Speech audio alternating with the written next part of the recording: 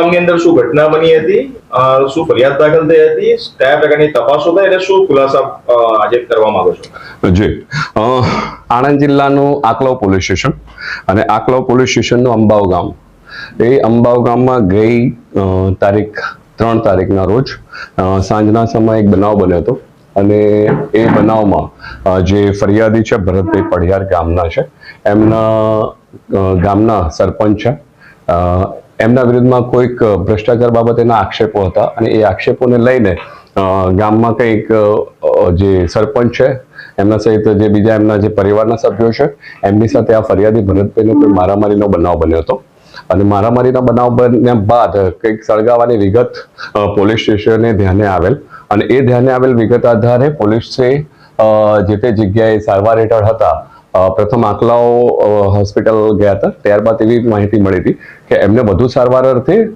Vadodara refer કર્યા છે, જેથી ત્યાં પોલીસ દ્વારા રૂબરૂમાં SSG હોસ્પિટલ ખાતે એમની ફરિયાદ લેવામાં આવેલ છે અને એમના જણાવ્યા મુજબની ફરિયાદ પોલીસ સ્ટેશન ખાતે દાખલ કરવામાં આવેલ છે અને એ ફરિયાદ અનુસંધાને હાલ પોલીસ તપાસ ચાલુ છે. સર, જે ફરિયાદી છે એમનો એક આરોપ રહ્યો છે કે તેમની પર પેટ્રોલ છાંટવામાં આવીને પછી સળગાવવામાં આવ્યા. પોલીસ તપાસનો શું ખુલાસા બહાર આવે છે? જુઓ, જે બાબત છે કે એમની પર પેટ્રોલ કે જે જ્વલનશીલ પદાર્થ છાંટીને એમને સળગાવવાનો એ પાસા ઉપર પોલીસ તપાસ કરી રહી છે અને એ સિવાય તપાસ દરમિયાન એવા પણ ક્યાંક ને ક્યાંક બાબતો ધ્યાને આવેલી છે કે એમને જાતે જે જ્વલનશીલ પદાર્થ છાંટીને એમને પોતાની જાતને સળગાવવાનો પ્રયત્ન કરેલ હોય એવી પણ વિગતો ધ્યાને આવેલ છે. પરિવારનો આક્ષેપ રહ્યો છે કે સરપંચને તેમના પરિવાર દ્વારા સળગાવી દેવામાં આવે છે. ફરિયાદી દ્વારા જે આક્ષેપ કરવામાં આવેલ છે એ એમની ફરિયાદ મુજબ એમણે જે વિગત લગાઈ છે એ વાત ફરિયાદ મુજબ વિગત બરાબર છે.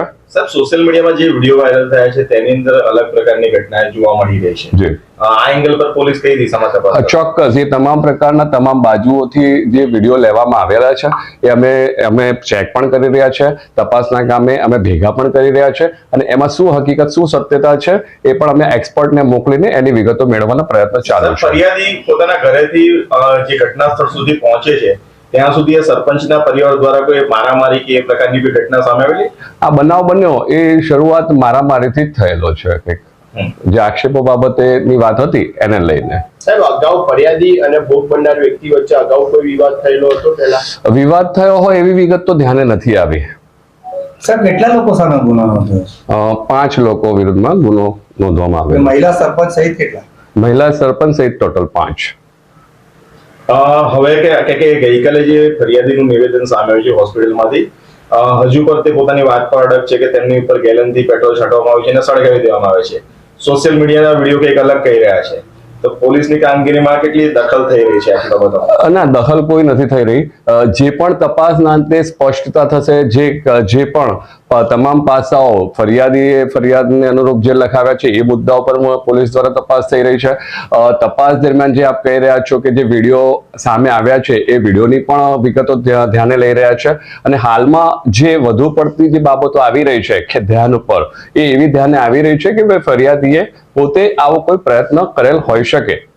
જી, સમગ્ર જે આ કાંડ છે, આ સળગી જવાનો કે સળગાવવાનો, જે પોલીસ તપાસનો વિષય છે, કેટલા આરોપીઓ સામે ગુનો નોંધ્યો અને હાલ આરોપીની શું સ્થિતિ છે? પોલીસે એરેસ્ટ કર્યા છે?